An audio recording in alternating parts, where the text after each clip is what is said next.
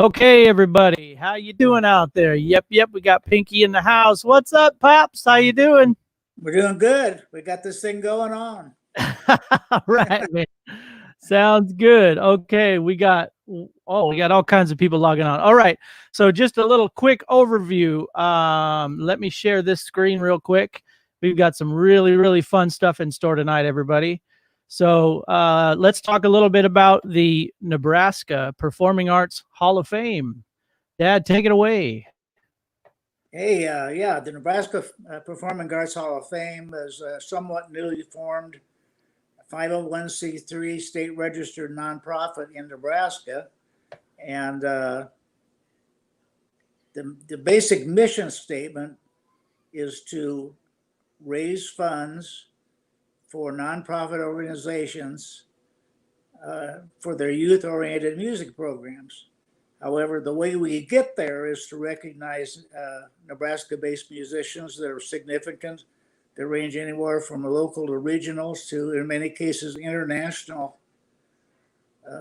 prominence throughout the country. So this is going to be the first time, maybe in the country, I'm not sure, but the first time that we'll be doing an induction to the Hall of Fame of 3 incredible North Omaha, Nebraska bands.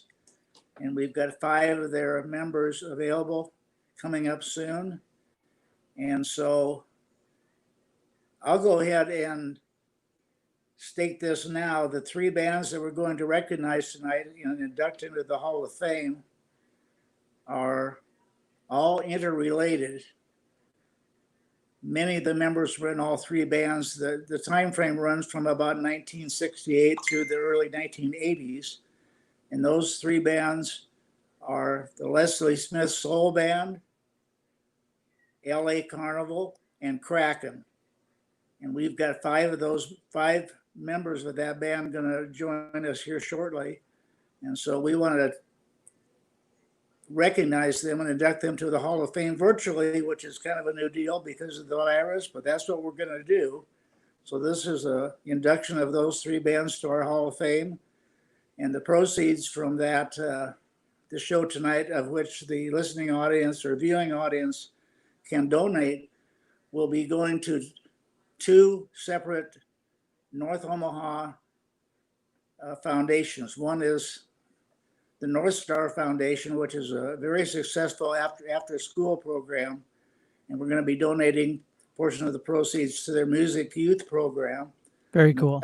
And the second one is the Omaha North High School Foundation, also for their music program. So if anybody is able to or wants to donate anywhere from $1 up to whatever you can do, we'd appreciate it. And those funds, the net proceeds after expense, will be going to those 2 foundations for the kids in North Omaha. So that's what's going on tonight. Great. Fantastic. Well, this is awesome. Should we just invite some folks on and let's begin the discussion, shall we? Sure. Who do you want to, let's get Lester Abrams on. Yeah. Sounds good. Okay, here he comes. Let me get back to this screen here. And there's our buddy Lester Abrams. Can you hear us, friend? Hey, how you guys doing? We're doing all right. Good. How are you? I look huge. Maybe I'll just back up a little. How's that? Right. Yeah, right? That's good. You look great, man. You look great. I'm glad you put your shirt on. That's fantastic. Yeah. I want to thank Mike Jr. for putting this together. We've got Lester in San Diego, California, and we've got people from Omaha and people from Nashville and Atlanta. So Lester's first on board, been a long time resident of San Diego. So we're going to bring everybody on. Then we're going to run through an outline I have, and we're just going to gab and have a good time. Awesome. All right. Okay. How about Mr. Arno? Should we get Arno on here? Sure. Okay. Here comes Arno. There's Arno. Can you hear us, buddy? Yeah, I can hear you. All right. How's Welcome. everybody doing? What's going Fantastic. on? Hey, man, what's up? You know. I'm sitting here waiting for the bus. As long as we can still play, I'm cool. You know? Yeah, man. Yeah. It's an amazing time. And, with all that's going on today in this world, the fact that we're all in touch and we all speak frequently. Means a lot to me. Yep. In this life, and it's a great one. It's a great one, even though we're dealing with all the things we're dealing with right now. Amen. I'm hoping that this thing that's going on right now, we can carry this feeling that's been happening over the last week or so, couple weeks, to the ballot box, if you know what I mean. Mm-hmm. Yes, we do. Yep. Yeah. I never thought I'd see it again. No, man, it's, listen, this is what happens when, I mean, we've been in the business a long time, and we've seen a lot of different types of mismanagement. This is exactly what it looks like. Yeah. Mm-hmm. This is exactly what it looks like. So, I don't know why I thought we were past this. Well, listen, if it teaches you anything, now you realize how it's possible to ruin a casino, or or college, or Who else you got? Mike? You got others to come on? Mike? Yeah, should we invite some of the others on here and see what we can do? How about Mr. Rick Chudacoff? Let's see what he's up to. Okay, here's Cheese. Here he comes. Hey, Rick. Who? There he is. Hey, he is. White power. Oh my What's up, Let me go get my shotgun. Hold on. What's up, Cheese, man? It's good to see you. Hi, There guys. he is. Can you see me okay? Yeah, I can now. Okay. Well, I'm just gonna keep inviting some people on. Huh? I'm gonna keep inviting some people on so we can get this interview going, guys. Okay. Let's see if we can get Leslie Smith here. Just one second. There's Leslie Smith. Hey. How y'all did? Look. Man. Hey, it's my day is over by the time y'all get up. So don't Oh, that's wonderful. Did you get a nap today? not yet. You were Go ahead. good. Take one down, Les. Forward to Go ahead, it. You need a nap. I can barely hear you, Les. Huh? I can't. Your volume is not. Get closer. Can you get? Come Yeah. closer. That's Hello? Like this. except now I can see up your nostrils. Like this. Yeah, there you go. Is that what you wanted? Yeah. No. You, Mhm. can you Get hear close. me now? Can you hear me now? Okay. All right, guys. I'm going to. It looks like we've got Ron Cooley's in the mix, but I don't see his image, so I'm going to try to add him. But I'm actually going to duck out because I want the conversation to be about you guys and the history of your music as it pertains to Nebraska and your careers. So I'm going to let my father, Mike Sr., take the helm, and we also have Jimmy too. Jimmy's sitting here, so we'll have to figure out how to navigate that. But we'll bring in some people as the night goes on. So actually, I'm going to try to add Jimmy now and just see Who's how Jim? that goes. Jimmy, who? That's Who's Well, I see FIS. Jim, is it Jimmy FIS? I don't see his full name, so I'm not that's- sure. I We're don't know not who either. Jimmy is either. Okay, so Yeah, nobody who's Jimmy? knows We got- Jimmy. Are we is that the right band? Nobody knows Jim. Okay, so nobody knows Jimmy. All right, so we'll let him Oh, sit look at tight. Jim We'll let him Johnson. sit. He's going to make up a pot of stew for us, or whatever he used to Okay, make. I don't know how he got that link. We So we don't owe him any money, do we? maybe he's a club owner. Y'all owe him cash. Jimmy. Okay. See if we can get Ron Cooley. So yeah, let me see if I can get Ron Cooley. Just 1 second, okay? All right.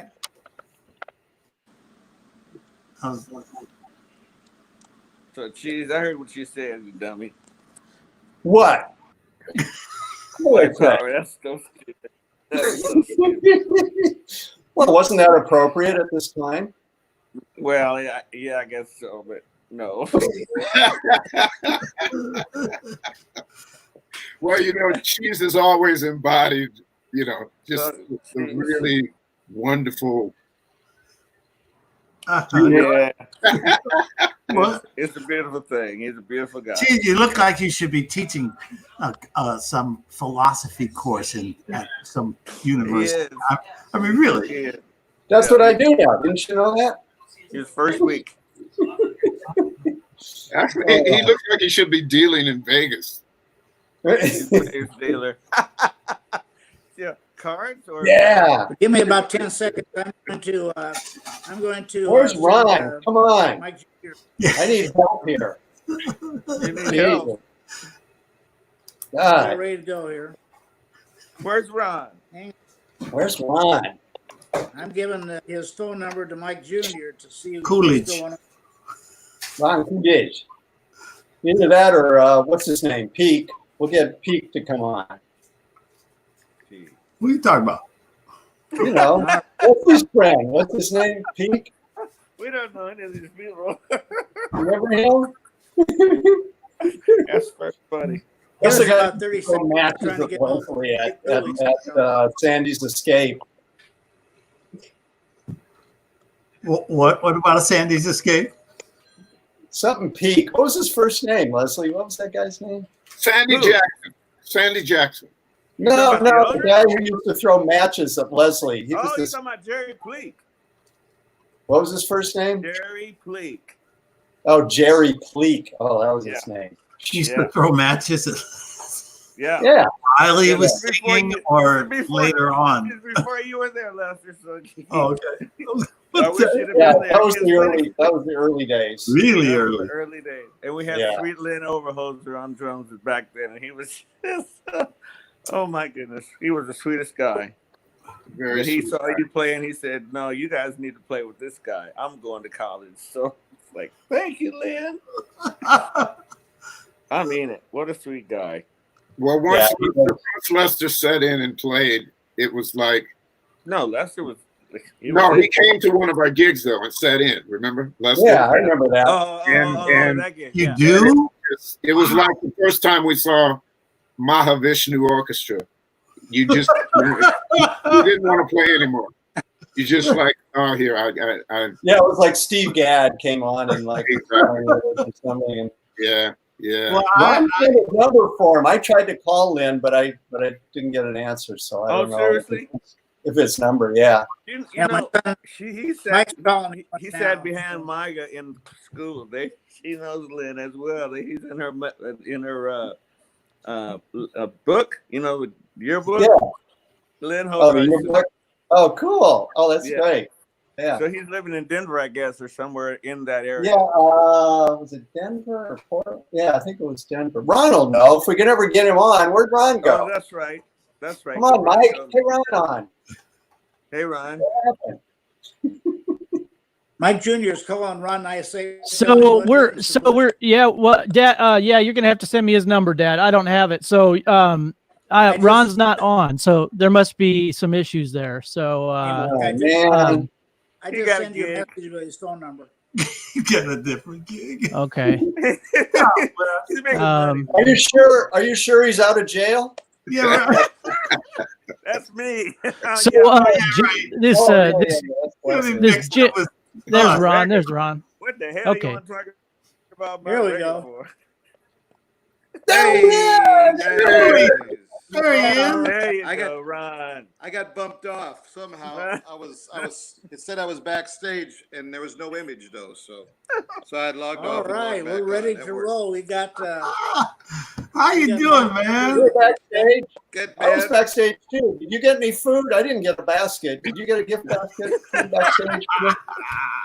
No, I was doing a little light dusting actually back there. Here we go. You know, Oh, good. Yeah. we Yeah. thought- Who you never got guys. to me? I was Ron, reading from the forum. you look like you're broadcasting a Knicks game, Ron. What were you doing? You get your headphones Is on? it- You get drunk? Isn't What's that the deal? what this is? Isn't Yeah. that what this is? I've got. No. It must be. I must be talking to Howard Borden too much. Yeah. Ooh. I think so. Yeah, that's you got to stop that. hey everybody, let's get rolling here. Okay. Oh, what do you want to talk about? Start out with this deal by asking you who your early influences were. I've got a whole list here. You probably know them all, but give me about 10, 15 seconds to read off a bunch of names from the North Omaha scene and tell me if you were involved with any of these people, or if you were influenced by, or if you have others. I'm going to just go down the list. Take me about 15 seconds. Here we go. Gene McDaniels, Jerry Bennett, Hank Red, Bobby Jones, Stimsy, Curly Martin, Andre Mike Lewis, Yeah. Lois McMorris, Andre. King Richard Gardner. So take it from there. Where would you like me to start? Well, Lester knew them all. Yeah. just- First of all, the baddest drummer I had ever heard was Curly Martin. oh And- yeah. And I said, well, I'm gonna be able to at least play that good, or I'm gonna try and do. Curly Martin and I we used to go hand to hand all the time at Allen's Showcase. Where I was playing with Mike Lewis. I was playing with Mike Lewis, true. And man, it was almost fisticuffs before the night was over. I mean, that's how crazy it would get. Well, your wife told me you had a fight with him one night, right? I may have, and I just, my memories, but I might have blanked that out. You know what I mean? Yeah. Because he was a little bit bigger than me. I might have lost that one kind of bad, So Tell me about some of these other influences you guys heard that I listed off. Anybody else want to jump in? Lester's the only one old enough to know all those guys. yeah. Yeah. How old are you, That's Lester? true. He was there. He was there with those guys. I was- and, Man, from another part of town. Mike I Lewis see. was really, he was phenomenal. Yeah. This kid that sat down at the organ and you thought it was Jimmy Smith. He was just that good. So Mike was. I did a few gigs with Mike Lester after he moved back to Omaha, and we played at. It wasn't Nasser's. I can't remember what it used to be called. Nasser's out there by Benson Park Lagoon, kind of on Ames Street. We did a couple gigs out there, and he lived in the same neighborhood I did out there, and so I used to see him every once in a while. I said, is it okay if I call you Michael? Because, I knew you when you were Michael, because he's Andre. right. Changed his name to sure. Andre. And he said, What did he "You could say? call me." He said, Then you it could call became me. Andre, right? What was the other thing he did? Was it Mondre or something?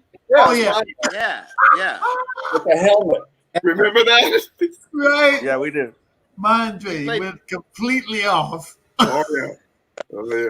Yeah, with It Max was his attempt to get Max out there. Ann, yeah. Max He Ann took Lewis. that reinventing himself very seriously. And yeah, I think he did. I Yeah. think he did reinvent He was a himself. great player, though. And King Richard Gardner, well, that was part of the first Mike Lewis trio thing that we had going, and it was like smoking, man. And where did you meet Billy Rich? Because I knew Herbie. Yeah. Always. Oh yeah. Okay. See, Herbie. and And Herbie's- John Mallett was in that group too. yeah, John Mallett, great He was- musician, He played great organist. keyboards to the math of it all. It's like he put the notes in the math equations in his mind. Exactly. That's how he played. He was, Okay. One question. he was more like the cheese guy. He was One like question. very Who was in the band? Who was in the band the night that we got stopped by the police? And John Which Mallett, night? John which Mallett night? was in the band. He was playing in the band at that time, and the police, they throw the lights on everybody, and we're in the car, and he looks at Mallett and he says, "Where are you from?" And John goes, "Earth." And they pulled him out right away. I forget. That was it. Right? Were you there last week? Were you there that night? Well, I was No. there. John, and the police asked John, they said, well, where were you born? Because they're looking at his driver's license. Okay. And he said, I was born in, I forget where he was born, in Milwaukee or whatever. And then he said, well, where were you before that? Right. That's when John went, what? Ah, Oh, no. man. anyway. Yeah, those were great musicians that really Lester knew those guys and introduced us to some of them. Yeah, Lester was the older statesman, if you can't tell, even though he looks younger than all of us now. Billy Rogers. Well, we all look the same now, but Right. No, we don't. Speak for yourself. I might have 1 or 2 years on them. That's all. That's all. I know. But that was a lot back then. not cheese. Move on a little bit. I've got a little bit of information off the internet from talking to you guys, but why don't we just go around the horn? And I've got some information that let's talk about Lester first before Leslie Smith's soul band. Lester, were you in the Eldorados and the Fabulous Impacts? Is that right? Yes, that's absolutely true. I almost yes. It's that. Wow, man, you've really done your research, haven't you, man? That's I've got so the far record. long back. It's like scary. Well, see, Lester and I are 2 days apart as far as age, so I bought those records back at Broadway's down in Omaha. So there. So I knew about it. I didn't know who was in them, but I've got those 45s that each band did. So, Wow. So Leslie, you were in. Somebody said it was online somewhere. Do you have was it a vocal group or a band called Sights and Sounds? Wow. The Sights and sure, Sounds that was Blues me. Band. That was the first group with Bob Mendenhall. Can't hear you, Les. Okay. That was the first. That was the first band with Bob Mendenhall. Okay, was that a vocal group or a full band? No. That was the horn band. That's when Lynn started with us. Lynn Overholser The was Sights the and drummer. Sounds, that was the first iteration of at least the three of us, Ron, Leslie, and myself, which then evolved into the Les Smith Band, which evolved into LA Carnival and so on. So Sights and Sounds was really the very beginning. Really? Okay. Yeah, that was before Les Smith's soul band. Yeah, a little bit Henry before Roberts. that. Arno, who did you play with? Did you play with any groups before, or sing with anybody before this? I started a singing group, and actually, both Leslie and I were at going to this junior high school called Horace Mann, and Sure. it was just before he took off for North, which we both ended up going to North High, and the name of the group was called The Creations, and actually, we ended up about 3 or 4 of the guys in that singing group ended up being a part of the Les Smith band for a little while. Okay. And then they kind of whittled it down, and then I was left, and there was Leslie and I and Rick and Ron, and then we had a horn section. We didn't have a keyboard player. Oh, really? I was gonna. I made some notes here, and I said, I kind of knew what everybody said, played, etc. And I said, who's playing keys? Well, there really wasn't a keyboard player. No, not at that time. Not at that point. Well, I don't, please. So yeah, you're right. There wasn't a lot of the bands didn't have keyboard players. Okay. If you remember, guys, back in that day. Well, Yeah, if you listen to James Brown, I mean, Horn. You don't hear no keyboard. Horn. That's Right. where we were coming from for the most part. Right. Yeah. And there's you don't hear any keyboards on there unless James sits down and plays the organ or something. But You know the funny part about recordings, Lester played keyboards. Yeah, who wanted to carry a B3 around? We did. Certainly. Well, Around, yeah. I was spent a lot of time with the Mike Lewis trio. Woo! And he had a B3, Yeah. and there wasn't but 3 of us: King Richard Gardner on guitar, me and him. And so you know who carried that stupid keyboard around? Yeah, you can guess. Hey, well, you know who carried it up the stairs in the valley when we did our gigs in Northern California. We all lived in a 2-bedroom apartment. Had to carry that B3 up every weekend, boy. Oh, yeah. Yeah, Can everybody hear Leslie's microphone? I can't hear Leslie's. Y'all can hear me? well, yeah. When you get real close. No, it's just that we're not I listening. gotta be. I don't even need the mic. You can probably hear me from here. All right, I'll talk louder. Rick, did you play with any bands before joining this Les Smith Soul Band? Yeah, I bounced around with a few bands in high school, Okay. but nothing known, and nothing was really interesting to me, to be honest, until the summer of 1967, when a friend of mine told me about the guys that became the Sights and Sounds Soul Band, and that's when I went out. First time playing with a horn band, and really playing more blues or a little more R&B music. That's when I first met Ron. So Ron was really the beginning he was like the very beginning of everything with the Sights and Sounds Soul Band.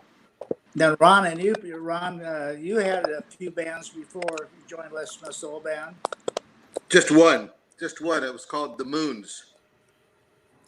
The Moons? I never knew that. Yeah, we Moons, played. It was North High. It was Steve Fortner. Who played sax in the original Les Smith band. Tenor sax. And a couple guys were friends of mine in high school. And then Malin Leibel played. He had a Farfisa organ he played. He ended up being, well, he still is, my brother-in-law. So, Oh, okay. And the drummer in that band How's he doing? We're kind of related in-laws now too. So, it's kind of weird. I look at a picture of that band playing at a wedding reception we played at once, and like two of those guys I'm related to now. In-laws. That's interesting, yeah. That's great. Well, tell me how Les Smith Soul Band came together. About 1967, I believe it was. How did that happen? Take it, Ron.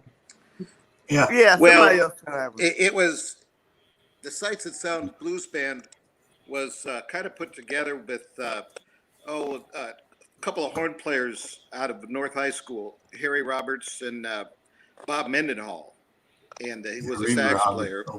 We used to go over to Bob Mendenhall's house every Sunday afternoon, and man, we had all kinds of players. I remember Hopi Bronson was there once, and rest in peace, Hopi, and a lot of different players that later on I get to know, that would come over and they'd see us and they'd kind of, I don't think this is for me. You guys are kind of young. These were like guys that had, been around the block a few times, and we were still mostly high school age. But that band, I kind of dropped out of that band for a while, and then it seemed like we kind of got back together. Leslie and Rick were the kind of the two guys that stayed, and then the Harry Roberts and Steve Fortner, and I don't know, just kind of got a few more players. We met a guy. We had auditions for drummer because one of the drummers in the Sights and Sounds band was kind of the leader, and we ended up having auditions so we could replace him. And that didn't go very well. Remember that, Leslie? Yeah, I didn't like that guy. I didn't like that guy at all. Anyway, so we played our first gig was at North High Sock Hop. And I think the first tune we played was Hold On, I'm Coming. And it just kind of went from there, Wow.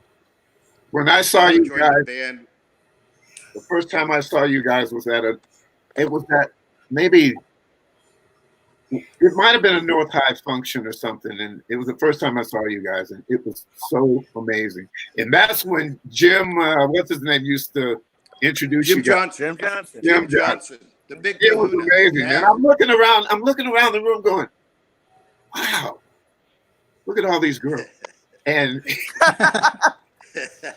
It was just a great feeling all the way around, man. It was really soulful, really soulful. Yeah. Well, it's pretty cool when we had when you joined the band, Arno, with Drew and William Penn. Yeah. It was nice. We did a whole Temptations show. Yeah, we did. It was really nice. Yeah, both those and guys. And then we just couldn't feed everybody, so we pared it down a little bit, and then. Shortly after that, I think is when Lester sat in one night, and we ended up asking him to join the band, you know. But Well, I had been seeing Lester for years before that. I mean, I had found gigs and stuff, and I would be in the corner back there watching him play, and never. how come I can't hear Leslie talking? I can hear everybody else. Can everybody else hear me? I'm here. I'm hearing. Okay. Well, anyway, I was watching Lester, and never did I suspect that someday we could, work together because I need a closed caption for Leslie. Yeah. Hey, man, you gotta get what I'm saying. You gotta get another Wi-Fi company, man. Can you hear me, Ryan? I'll tell you what he's saying. He was saying, and then when Ron came along, he was such an asshole that I didn't really want to be in the Okay, I don't need to hear that. I didn't say that. You can relive that, Peter. Well, Mike, the deal was this. I just had a little head start on these guys. I was playing at Allen's Showcase, man, with some incredible guys. I mean, Mike Lewis, King Richard, Gardner on guitar, Hank Red, Michael Patterson would come in and just blow the house out, man. It'd be like we got and we all had all these great jazz players come in. It was the only jazz house in Omaha. Yeah. And it was just great because you could come in there like on a Sunday afternoon, man, and hear a bunch of folks. I mean, wail, and they'd come in from out of town and that'd be the first place they'd head for. And we just happened to be the house band. So I get the, man, I got, and I probably should add that he's been my nemesis my whole life, but he's been actually more, he was exceptionally good behind the set of drums, and that's Curly Martin. Oh, Curly's ridiculous. Curly's still playing well. He's living in Omaha, playing his tail off. I've heard him within the last 6 months, and he's better than ever. Wow. That doesn't surprise me in the least. Yeah. I saw him do a show about a year ago, and he had Calvin Keys and Hank Red, and also Wally Ollie, who was Wally Ollie, Billy Cooper when we knew him. Yeah. Played with him too quite a bit. And what's funny about Lester talking about Allen's Showcase, if you fast forward about 4 years, Kraken, basically a rock band, ended up playing very often at Allen's Showcase. Yeah, pretty cool. A soulful rock band. This is when it was with David Anderson and all these people. So it was pretty cool. Oh, there it is. There it is. Cool. Wow. That's there's a history there, boys. So awesome. Wow. That's some stuff we dug up. Mike dug up. That was a classic. I went there a couple times in the late 60s. It was amazing. Oh yeah. I wanted to kind of go through. I've written down what I would call the classic Les Smith Soul Band lineup, and tell me if I'm correct or not, and then tell me a little bit. I've got Lester Abrams, Leslie Smith, Arno Lucas, Rick Chudacoff, Ron Cooley, Gino Devon on trumpet, Percy Marion on sax, and Michael Patterson. Is that about your buddy? Yeah, that was a great band. Did you mention Percy Marion? Wow, Percy Marion. Wow. Yeah, he played sax too. He was amazing. He was amazing too. He was the sweetest guy and could play his butt off. His butt off. He sure could, man. And had the mellowest attitude. Right. I don't know if anybody else remembers this. I was told this because I was in the Army at the time, but so maybe I'm the only one that can say it without feeling bad. But Lester and Percy was going to have a fight or something in rehearsal, And Percy went to the door and said, "All right, go on out there." And then he closed the door and didn't left Lester outside. he was a hothead back then, Lester. Are you serious? Nah, that couldn't happen. No, I made that up. Tell me a little bit about that lineup. Where did you play? Did you play out of town at all, or mostly all? Yeah, Omaha? we played Chudacoff, Missouri once. Really? Okay. And I'm going to Missouri, so I'm reevaluating in my mind the places we used to play. You know, when we went on the road, we were in the Midwest, so places like Chudacoff and, you know, Nebraska places, Plattsville or whatever the names of the cities were. It's like we were in some strange parts of the world for a black and white band and rock and roll that didn't play country out in the country. That's true. We got away with murder. Yeah, we were told. Well, we got away not getting murdered. Without getting murdered. Yeah, right. Yeah. Usually we were the ones that would bring the news and everybody was receptive to it. But sometimes, you know, you'd run into a crowd that was like, "Oh, what the hell is this? What the hell are you boys doing?" Yeah. Oh, okay. Well, that sounds like the stories Vince Manley used to tell me. He claimed to have the first integrated band in Omaha and Kansas City by 1960 or 61. Wow. And he said it was, let's just say, interesting. You know, that's about all I can say. Yeah. The best players.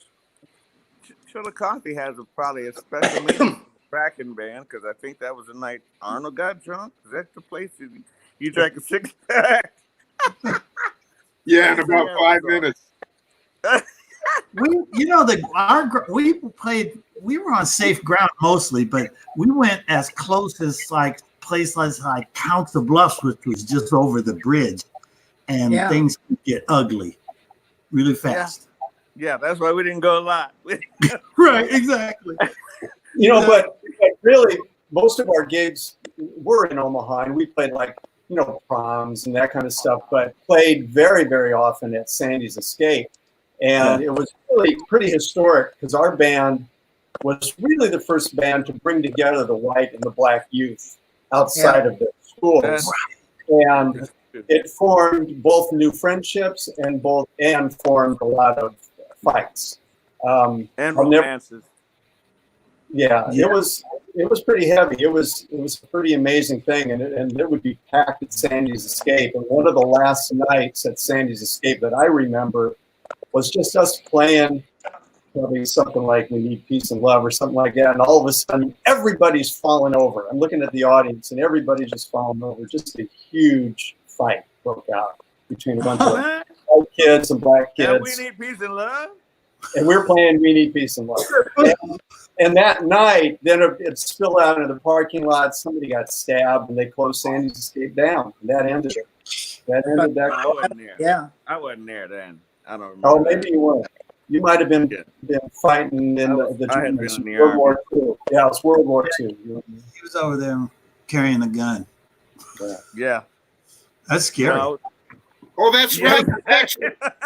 Actually, for a time, that's right. You had gone to the Army, right? 18 months. That's Wow. Right. While y'all was, and y'all told me about the lady or the girl who got caught between two cars at Peony Park or somewhere out there. That was another one. The race riot or something out of Peony Park. And Merritt's Beach. Merritt's Beach. That's right. And whoever heard of a beach in the middle of the country? Exactly. Exactly. But I'm glad you guys remember these gigs, man, because I don't. I mean, not a lot of them. I don't. Hey, man, that's why we're together. We remember for each other. You know what I'm saying? Thank you, brother. Hey, told me about recording your 45 that nobody can find. It's the rarest 45 out of the state of Nebraska. Blind man. Which one? Where did you record that, and how many did you? Oh, Color Man. I Am of Color. No. Blind Man. Blind Man, and I Am of Color. Right. Yeah, it was on Pacific Avenue Records, and I'm kind of a record collector. I am of Nebraska or Midwest music, and that record cannot be found. It's the rarest record in the state of Nebraska. People are looking. So if any of you have a couple of extra copies, you can sell them and retire.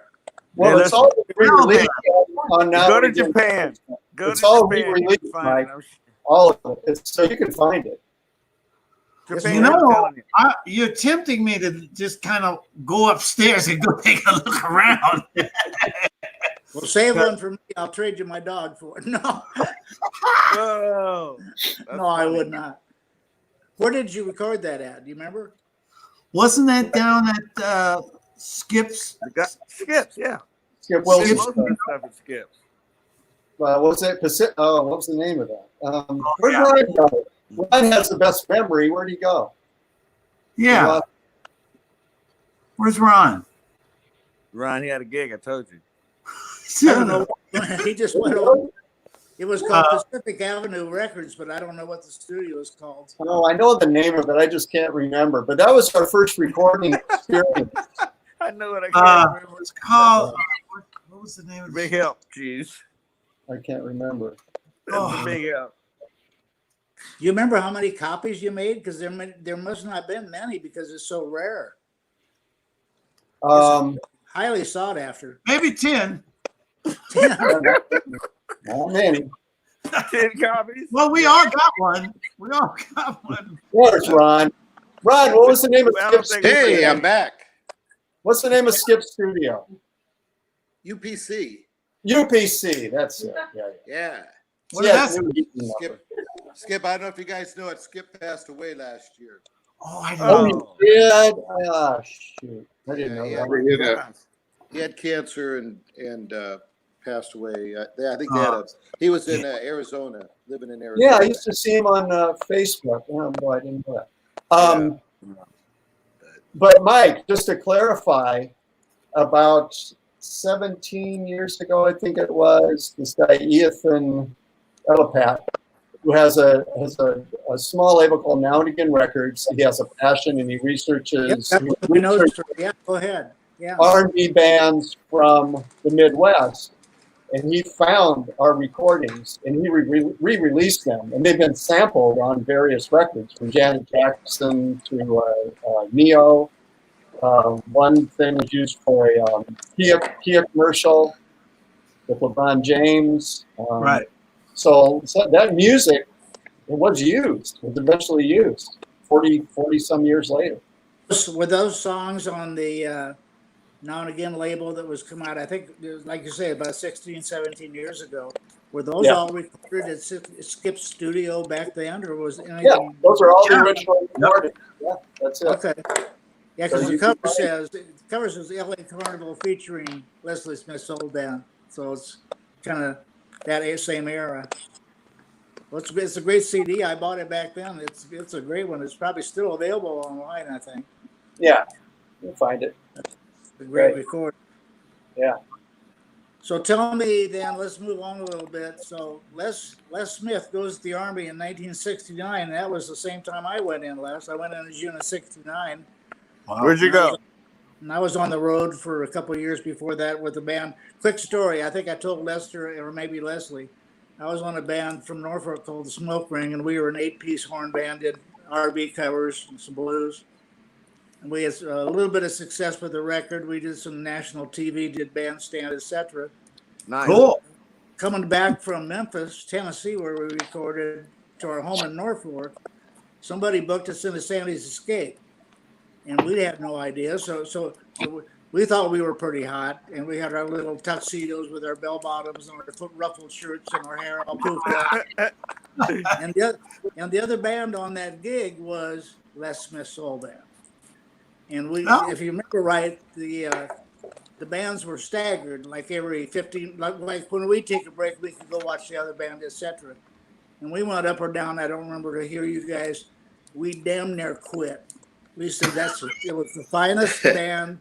We thought, It's unbelievable. Honest to God, I said, well, there goes my Les Paul guitar. There goes the trumpet that's on the wall behind me. I'm done. Sincerely. Yeah. That was supposed Really, to just and encourage you. that had to be early '69. Well, listen, I knew that Cheese was an exceptional player the first time I heard him. I mean, it didn't matter because he's just so extremely accurate and soulful. I hate to say that for a white boy, but it's true. Yes, you. And between him and Ron, I mean, Ron's just, I mean, it's like crazy. I went. Well, the best thing about Cheese is that we come and pick him up at after he got out of work at Mutual of Omaha. Is that where it was? Yeah. Were you working there for a while? Or he's coming from the racetrack or something, and he rolls in the van with his bass, and then we take off for the gig. So great, man. I could have been an actor. I mean, a real numbers guy, But It was great. It was a great band. was more fun. Does anybody know how Bob Bordy is? I spoke to him a couple weeks ago. And He sounded really good. I mean, he needs help doing most everything, but again, are you saying that he is physically he's having? He needs help doing everything. Okay. Yeah. Right. Oxygen. Gosh, I hate that. Bob Bordy was the original guitar player in Kraken. Yeah. Even before Arno and I got in Kraken. Right. Anyway. So Les goes in the Army in '69, and does Let me tell you about band, that. Huh? Let me tell you about that. Yeah, go ahead. Okay. I go to the office to take my test, and I'm thinking Lester said, "Tell them you took LSD, and they won't put you in the service." So I sit down there, and I'm talking to the guy, and I'm going, "You know what? I have taken LSD," and he looks right at me, and he goes, "I'll do what I can," while he's writing on the paper suitable for induction. Wow. So now they take me from the office and put me on the friggin' bus. I'm on my way out of town.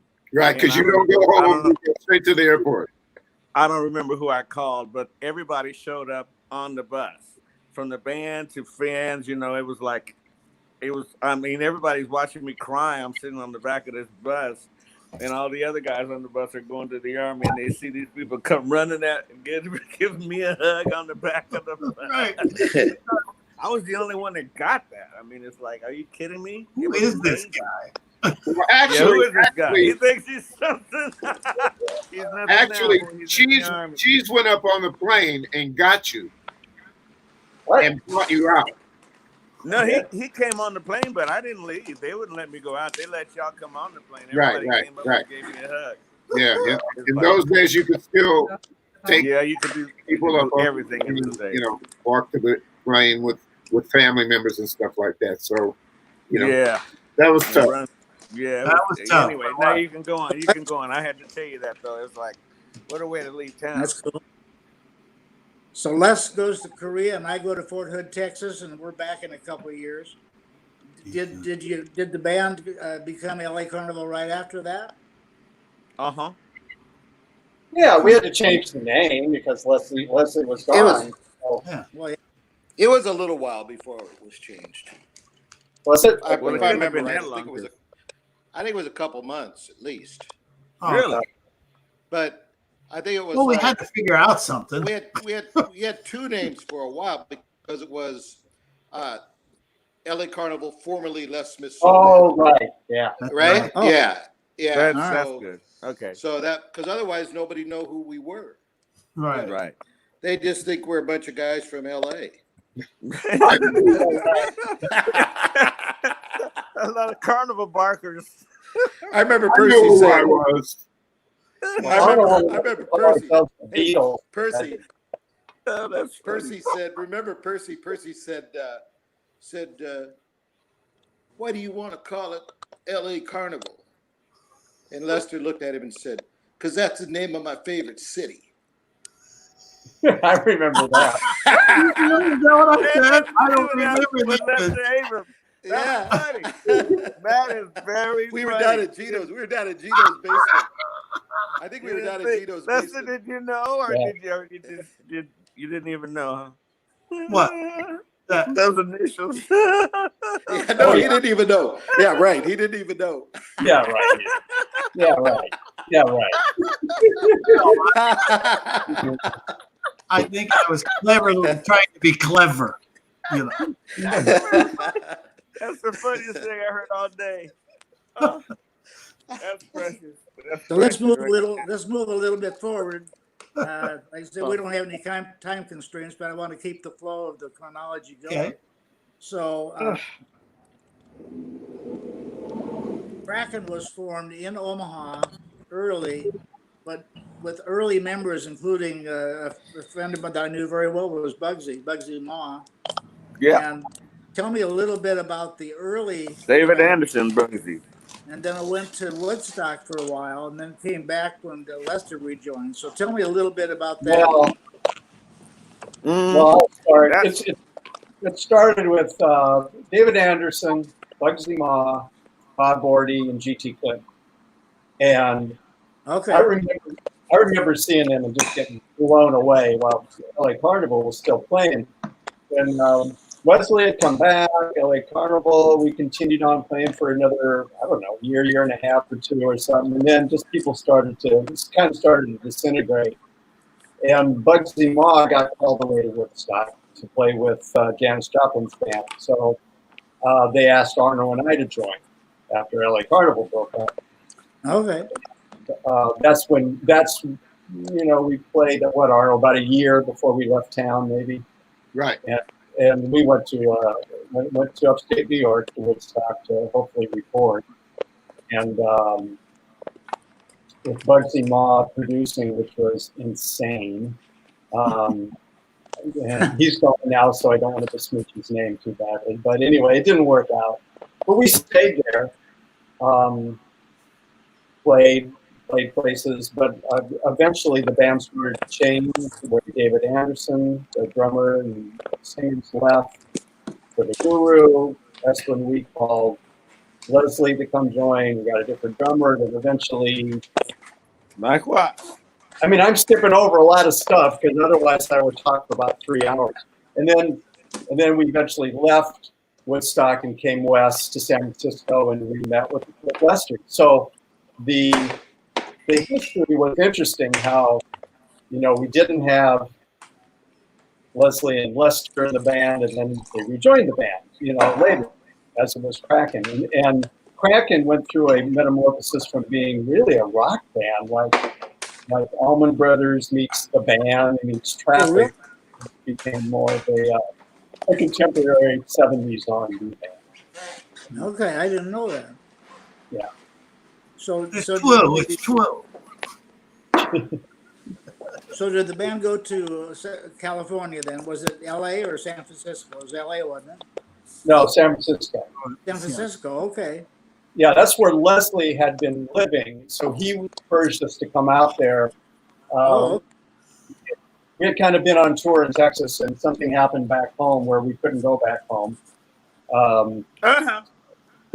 So we kept going west, and that's where we got to see Lester again. And it was great. It was like a whole reunion of everybody, and eventually we were all playing together again, which was wonderful.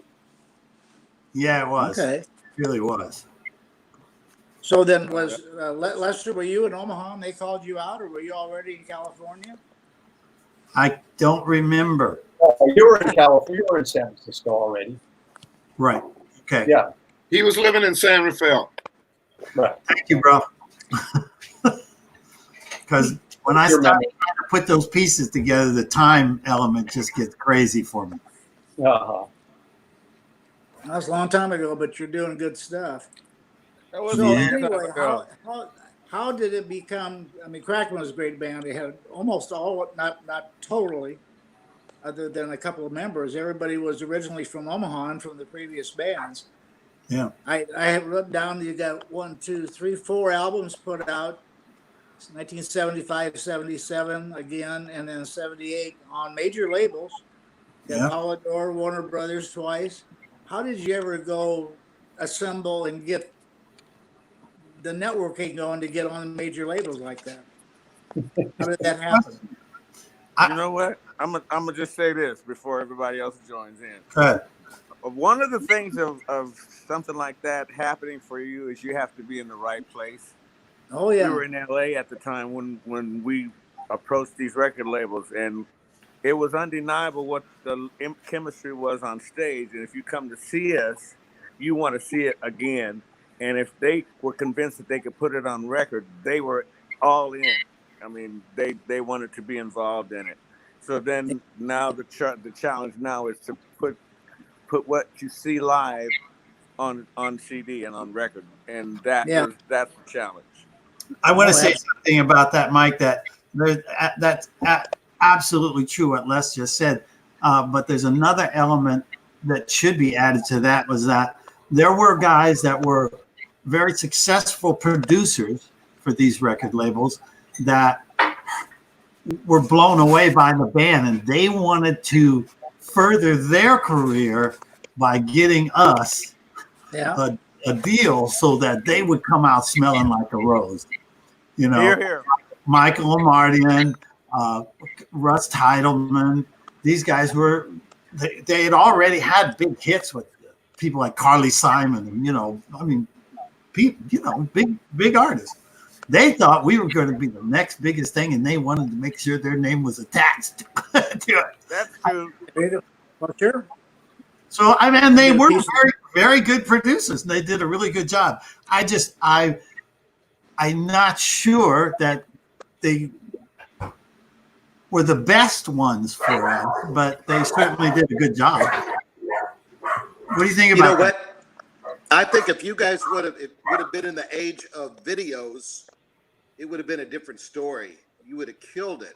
You would have had hit after hit. Yeah, it was definitely it was a live band that just kicked butt, and it for some reason the recordings are really good, but you know what? It just doesn't transfer over to from live to record. It doesn't transfer. Yeah, you know. I understand. You guys are absolutely right on it. The band was way more exciting live than on acetate. We had a great time. It was a great education to work with those producers. I mean, yes, like Russ Titleman he produced James Taylor, and he'd actually produced Grand Central Station's first record, Little Feat's first record, and we learned a lot from him. Michael Amardian, an amazing musician. Yeah, he was, huh? That we then worked with after that. So, at least for me, for a person I can speak because I became a producer, it was really an amazing education for me to work with those guys. What those guys did is actually, at least for Leslie and I, they got, because of Russ and Michael, we got into the circle, so to speak. And so, you know, we got called for like Ricky Lee Jones and Randy Newman and, you know, different people that, you know, because of Russ, we ended up on those projects. And that took us to a whole nother level. Right. Because once people saw that, then, you know, other folks would start calling about other projects to work on. And, you know, we ended up being session guys. And, you know, we're able to make a living. And to this day, you know, I'm still in touch with Russ. I speak to him every now and then. And not long ago, Cheese and I saw Michael Marty in Nashville a few years ago. Awesome. Okay. Interesting. Where did Kraken play? Was it pretty much West Coast, or did you tour at all, or?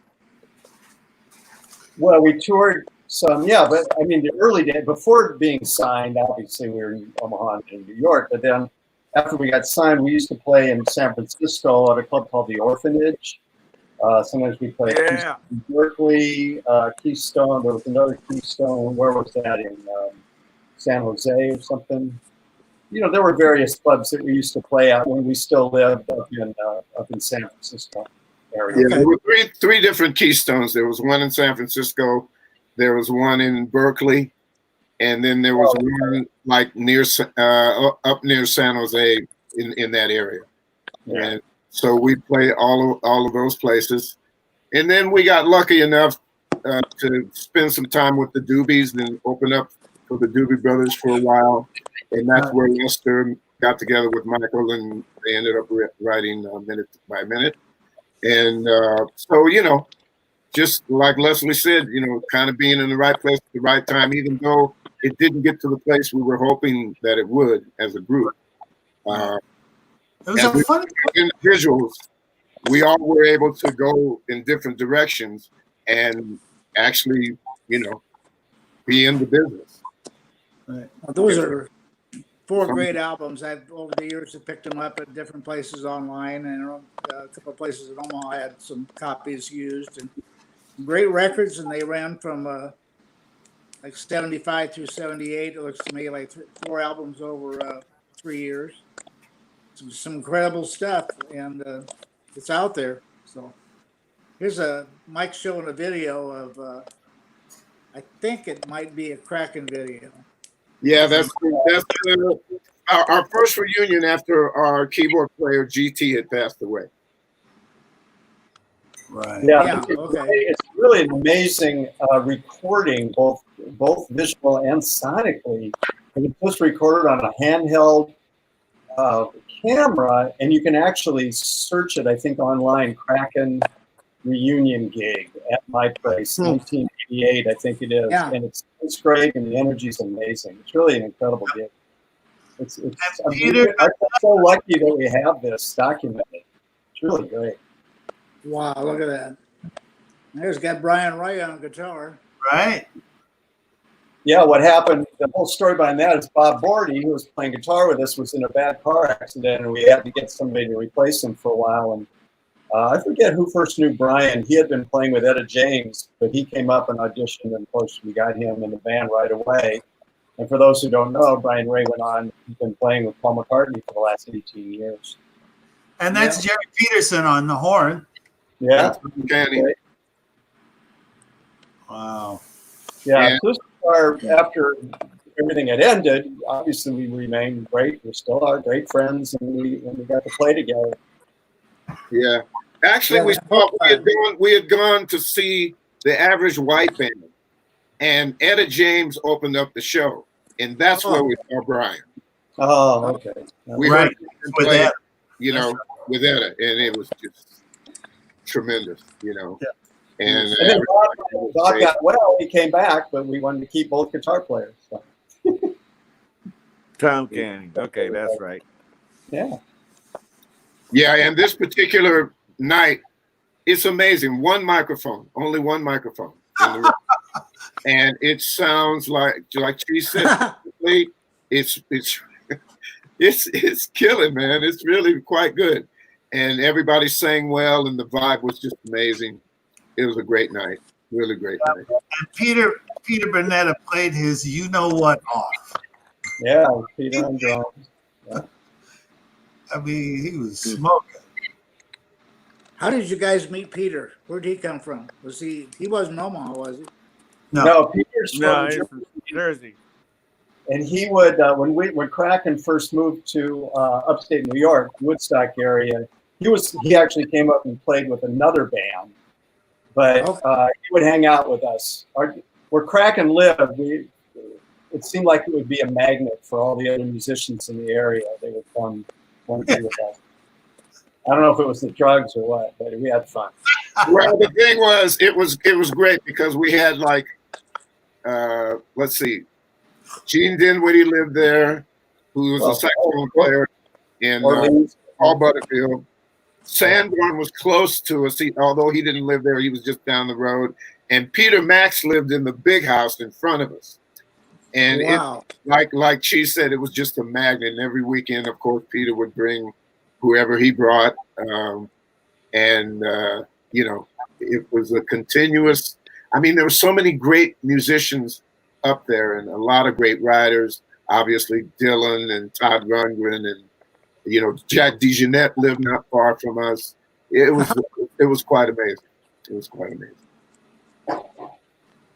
So what I'd like to do, if you don't mind, is I'd like to, in addition to in our estimation, and probably many that know of the history of those three bands, probably the finest assembly of musicians ever to come out of Nebraska, and maybe anywhere, because not only were the bands amazing, but each one of you had success afterwards. And I want to dig into that a little bit before we have to shut down. We've got plenty of time, but let's just go around the horn. I've got some notes, but you guys know more about your careers than I do. I want to start with Arno. After doing a lot of Robbie Dupree and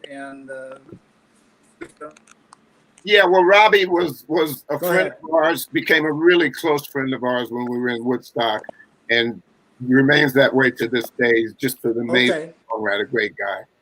And so Cheese and Peter ended up producing that, and that became, you know, they had a couple of really big hits and some great albums. After that, like I said, I did Ricky Lee Jones, then we did Randy Newman, then I did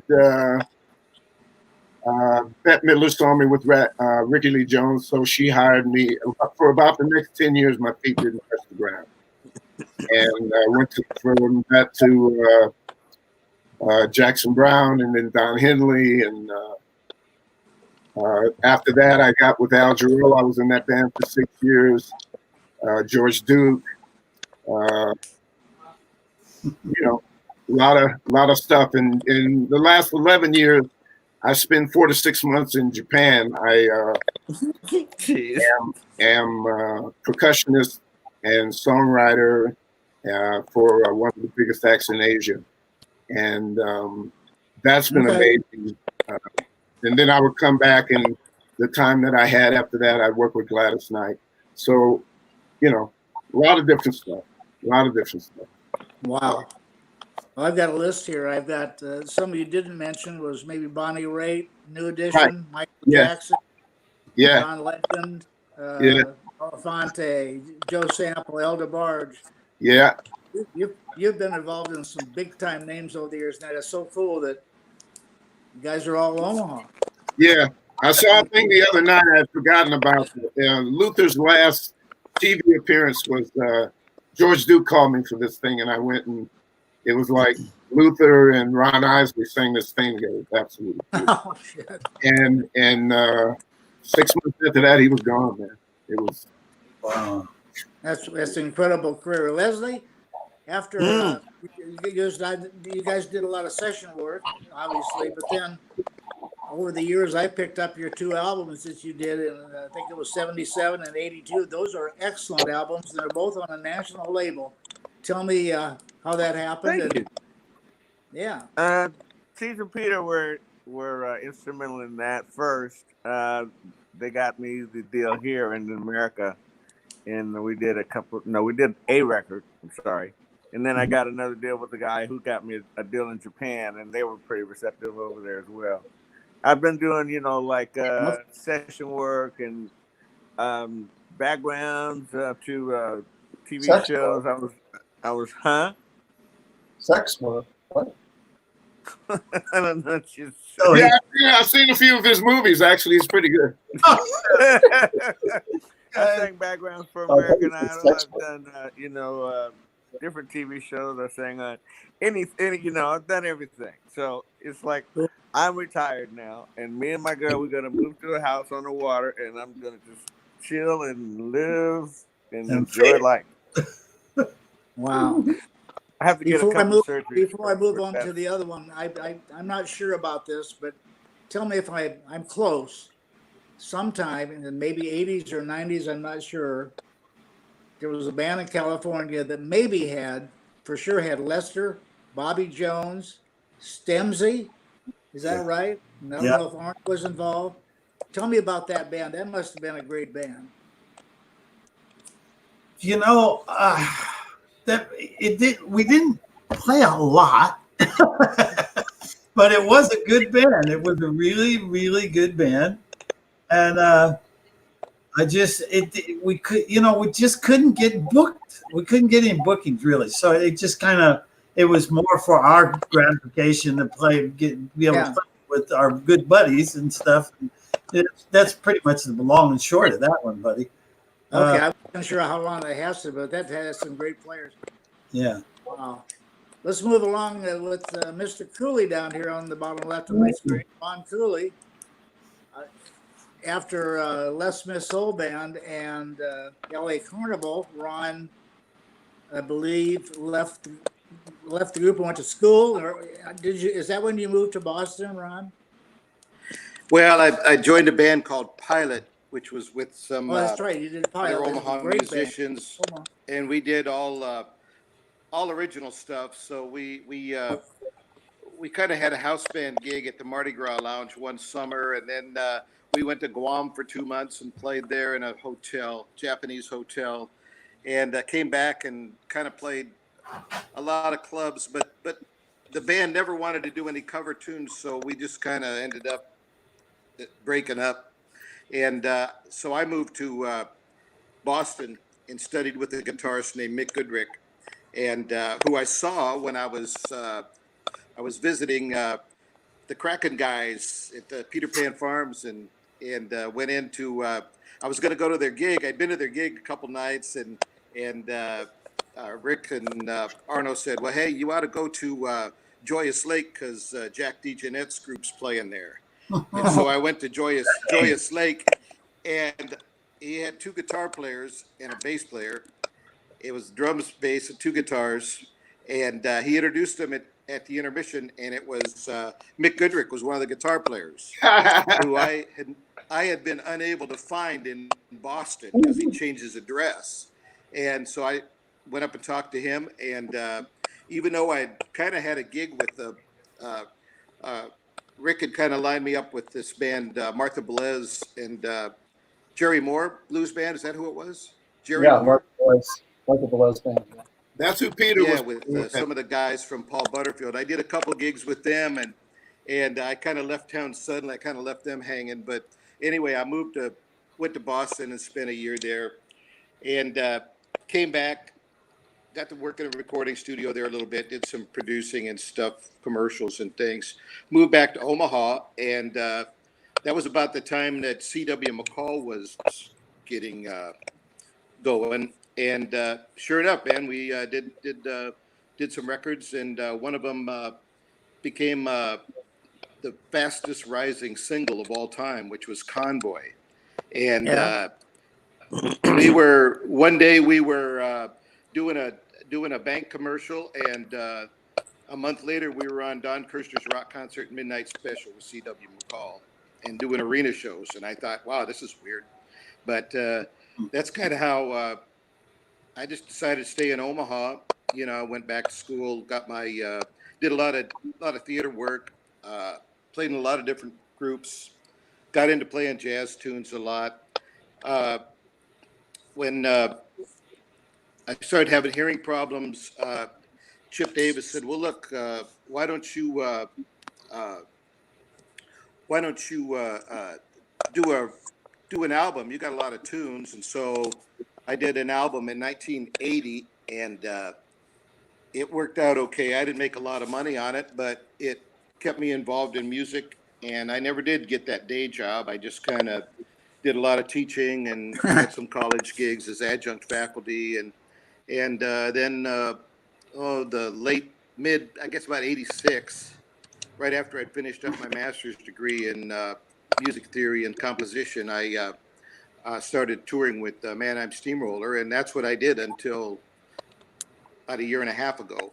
And so we got to do all kinds of stuff. We got to play for a couple of different presidents, and really did a lot of TV shows. It was like, it was pretty seasonal work because it was mostly around Christmas, but it enabled me to be able to do what I wanted to do pretty much the rest of the time, which was nice. So I ended up having four albums on American Gramophone label, which was Chip's label, and then I did 4 albums on my own label. And once the record sales kind of, nothing was happening with it, and I just didn't do the promotion anyway. I just decided, well, I'm just going to play. So that's what I've been doing ever since then, and just doing a lot of sideman gigs and doing did a lot of workshops, jazz workshops and stuff. I want to interrupt Ron a little bit. Our entity, the Performing Arts Hall of Fame, had 3 shows planned in April, May, and June, 2 in Lincoln and 1 in Omaha. Of course, they all got canceled with the virus. Sure. This is our first induction. It was with you guys, so we're very proud of that. Wow. One of the bands that Ron was in was going to be inducted in June. It was a great band out of Omaha called the River City All-Stars. And Doug Fackler. Oh, yeah, with Doug Fackler and me and Jack Greer and, some guys. Doug was the guitar player and lead singer of Bumpy Action. Yeah, they have a restaurant right out in, where is it? Yeah. Where's the restaurant? Yeah. That's way south, So- like on, not center, south, or all the way out 160th or something. It's called Shirley's Diner. It's a great place to eat. Yeah, it's great. They used to have a little place, and now it's got so popular, they got a bigger building, and Doug and a couple of guys perform out there a little bit, doing some acoustic stuff. It's really it's a great place to eat. So Well, he's a great player, man. Tell him I said hi if you see him. I will. I'll be talking to him probably tomorrow because we're Good guy. Good guy. Maybe Are we you can. in Omaha, Mike? Pardon me. Are you in Omaha? Who, me? No, Well, Mike. the Omaha show was going to be It was going to be June 7th, but we got that canceled. So we're going to have to push I'm that asking back you till. Who knows? Yeah. Are you in Omaha now? So I'm sorry, I couldn't hear you. Are you in Omaha now? No, I'm in Fremont, which is like 20, 30 miles away is all. We know where it's My at. son Mike Jr. Lincoln, and I live in Yeah, Fremont. you're in just Omaha down the now. road. You're in Omaha now, Mike. That's all. You might as well be. Might as well. For you. Fremont. Nobody's in Omaha. Doesn't matter. Omaha is the I can same. see Omaha up on my dad. I'm in Bellevue. Yes, that's Omaha too. Doesn't matter. There you go. Somebody Yeah, told me when I Let's turned. move on- Somebody let's told move me when I along got to, older I should move. They said I should move south for the winter. Before we so sign off, I moved Rick, to tell Bellevue. us about Right, Bellevue. your Mr. Chudacoff. Let's have you tell us a little bit about as much as you want about your career in the Nashville area, songwriting, playing, producing. You've had some great credentials, and He stinks. Well, He's I mean, moving on. I taught Paul McCartney everything that he knows. And Simon Cowell too. No, when Kraken ended, Peter Bonetta, who was the drummer in Kraken, and I kind of formed a production partnership. And one of the first things we did was demos on our good friend Robbie Dupree. Robbie Dupree was really integral to Kraken from the beginning, from when we first moved to New York. We always kind of called him there was the fifth Beatle, Billy Preston. Robbie was always kind of the ninth member of Kraken, even though he was never in the band. So Peter and I got lucky. I co-wrote a song with Robbie, Steal Away, which became a hit. And all of a sudden we were producers, and we did a string of records, some not successful, some moderately so. We did some stuff for Motown, Smokey Robinson, Temptations Records, Michael Bolton, Patti LaBelle, New Attitude, Hugo Bryson, some great singers. We just had a really wonderful time. And this was all out of Los Angeles. Eventually it led to a point in '93 where I wanted to get out of LA, and I moved to the Nashville area. And kept producing, did a lot of different things, Rita Coolidge and mostly unknown stuff, but I did write a little more, put a song with my good friend Bill Bounty called Summer in the Vicinity of the Heart, which was a hit on a group called Shenandoah with Alison Krauss. It won a Grammy, not for me, but for country duet or something like that. Wow. And I just continue to live here and play and produce these custom projects and just really enjoy living this part of the country. It reminds me a little more of Omaha. Nashville's kind of that way. And it's, by the way, it's really pretty right now. If you can see the sunset. So yeah. You know, Mike has put some of the stuff you've been involved in. It's amazing. It's quite a career in the Nashville and LA area. And oh yeah, Leslie Hunt, amazing singer out of Chicago. She was Arno worked with me on Jackson Wells. There's a Bill Bounty record I did. All these guys are really good artists, but some people just don't get known. Haley Loren, beautiful jazz singer, incredible country artist. There, R.T. Reinhardt, just people that you don't know about. But it's been fun. I had a great time doing what I do, but you know, it's funny, Mike, that when I'm with all these guys, you really do feel the history and where it all came from. I learned so much from every one of these guys that you're seeing. Beginning with Ron, taught me so much about music. Then hearing Leslie and Arnold's voice, when I first heard them, I thought it was him. And then when Lester came in, he was like the big daddy. He was my mentor for years, and I've learned so much. And everything that I've done since, this was the basis. So I really feel happy to be doing this and honoring this group of people because it's an amazing group of people. And I'm very Lester, tell me about, I've got a list here, and you tell me, or I'll tell you, after the Eldorados, the Impacts, Leslie Smith, LA Carnival Kraken, how did you get linked up with the Doobie Brothers and writing your big hit Minute by Minute? How did that happen? The Doobie Brothers knew about this band here as well as anybody. Really? They were they were big fans because they played. We were in San Jose, and right over the hill is Santa Cruz, and they were playing Santa Cruz. That was pretty much, their home, their base out of Santa Cruz. Okay. So I'm telling you, they loved Kraken. They thought that was the best band they ever heard in their life.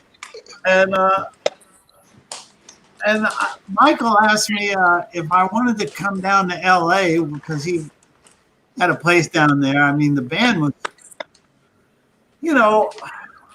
I said, well, sure. Anytime. It just didn't happen overnight, but I ended up, we all kind of ended up moving around. So I was living in LA and he was living in LA. And he said, well, just come on over, man. Let's hang out. I said, okay. And the rest is kind of history, I guess, because we just got to working around on some songs. One of my favorite that we did was called Open Your Eyes. Open My Eyes, I'm sorry. And it's on the same record. Nobody's ever heard of it. Nobody talks about it. It's just one of those things, I thought that was probably one of the best songs I ever wrote with anybody, period, in my life. But, Minute by Minute, obviously, trumped that in the sales and etc. And it has more of a universal message for everybody. Well, if I recall right, that came out around 78, 79, and I believe the album of the year and song of the year got a couple of Grammys. That's incredible. Not bad, Les.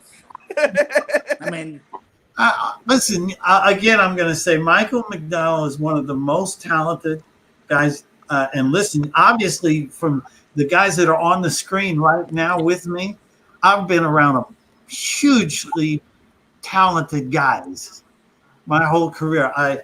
And Michael's definitely one of them, one of the top. Just he has a sensitivity about his writing, his playing. He doesn't do it intentionally. It just is. It's like the same intention at when you hear Arno and Leslie sing, it's like that. It's automatic. When you hear Ron play and these guys and she's, it's the same thing. It's an intense, personal part of them that you're hearing. It doesn't matter what the song is. That's what you're hearing. And Michael is one of those guys like that. So when we sit out at the piano, we'd be messing around, and he'd do stuff. I'd go, "Oh dang, wait, what was that?" You know, because it'd be so good. You know? Anyway, Cool. Lester, before we go, tell me a little bit. I'm sorry. Tell me a little bit about your interaction on one of your bios that talks about not only Doobies but B.B. King, Stevie Wonder, Peebo Bryson, Average White Band. Yeah. Did you write with them, or did you play some of their records, or what? No, but Peebo did minute. He did minute by minute, and oh, they did. Oh, that's right. They did a reissue right. of that. Okay. And a lot of that was back when I was actually playing drums. Okay. When did you I evolve? was in the studio with George Benson.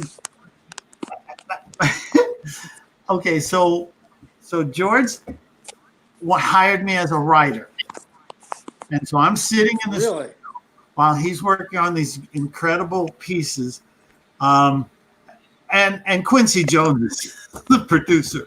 All right, and I don't even know why I'm there. Honestly, God, I sat on the floor. I didn't even. They had a chair there for me. I sat on the floor. And they wanted me to write a vocal piece for George for this record. So I'm getting an opportunity to be in the studio with these guys. And so we took a break. And I'm going out, and I wanted to sit down and play on this Borzendorf piano that was like a 14-foot Borzendorf piano. And it was like, I don't know what they cost, but I know there's not a whole lot of them around.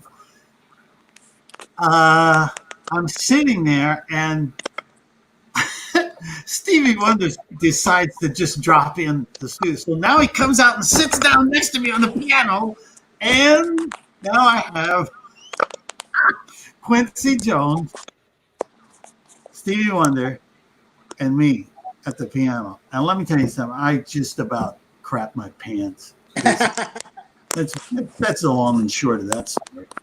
But it was good. They were kind. They were generous. They were kind. We made some good. I believe I can call them a friend of mine, and I'm just proud of that. That's cool. Well, I think we're probably gonna shut this off pretty soon. We could go all night in the stories. Maybe we'll do it part 2 down the road. This has been incredible. Just so everybody knows that's listening or watching, and for everybody here on the show, this will be archived on the Nebraska Performing Arts Hall of Fame Facebook page and on YouTube. So if you want to go back and watch it or send it to somebody, you can do that down the road. I want to close by saying this has been something I've been wanting to do for 30 years. Wow. And we got her done. Thank you, Mike. Mike, I really want to thank you from the bottom of my heart for your interest in our band and our music. Yeah. Thank you, Mike. Well, welcome to the Nebraska Performing Arts Hall of Fame. You're our first virtual inductee, and actually our first one because of our shows that were canceled earlier. So you're in. It's a great honor. A nonprofit. Yeah, we feel honored. We definitely feel honored. We've been streaming donation things down the road. Thanks, Mike. Under the screen, and if we could raise some money for the North Star Foundation or the Omaha North Foundation, yes, we'll let you know how that goes. I hope we can grab a few money for the kids That's kind of what we're all about. Yep. And best of luck to you, and thank you so much. We're going to sign off. Thank you. All right. everybody. Thank you. Good seeing you guys. Hi, guys. Thanks. Love you. Bye. See you Love whenever you guys. Take care. Bye, guys.